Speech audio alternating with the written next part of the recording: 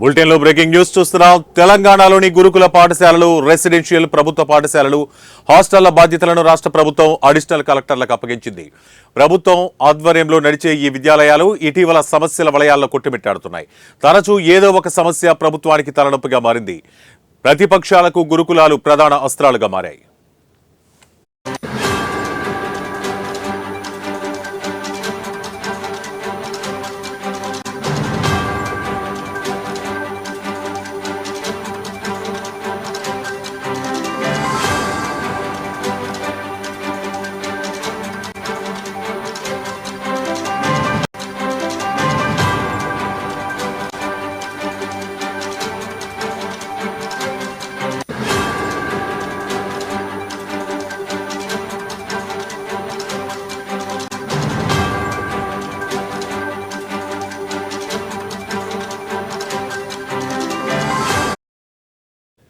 ఈ క్రమంలోనే గురుకుల పాఠశాలలు, హాస్టల్స్, రెసిడెన్షియల్ ప్రభుత్వ పాఠశాలల బాధ్యతలను ప్రభుత్వం అదనపు కలెక్టర్లకు అప్పగించింది. ఇక బాలికల వసతి గృహాల్లోనూ మహిళా ఐఏఎస్ అధికారులు రాత్రి నిద్ర చేయాలని, వసతులపై సమగ్ర నివేదిక తయారు చేసి జిల్లా కలెక్టర్లకు అందజేయాలని నిన్న రాత్రి సీఎస్ శాంతికుమారి ఉత్తర్వులు జారీ చేశారు. ఇకపై కలెక్టర్ల ఆధ్వర్యంలో గురుకులాలు నడవనున్నాయి.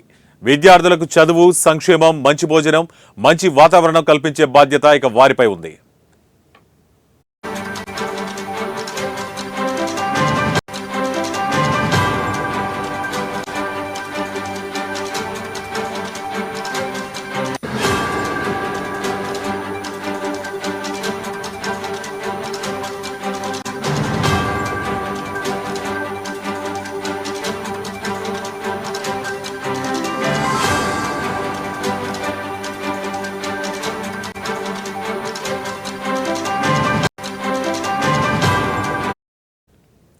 బ్రేకింగ్ న్యూస్ చూస్తున్నాం. తెలంగాణలోని గురుకుల పాఠశాలలు, రెసిడెన్షియల్ ప్రభుత్వ పాఠశాలలు, హాస్టళ్ల బాధ్యతలను రాష్ట్ర ప్రభుత్వం అడిషనల్ కలెక్టర్లకు అప్పగించింది.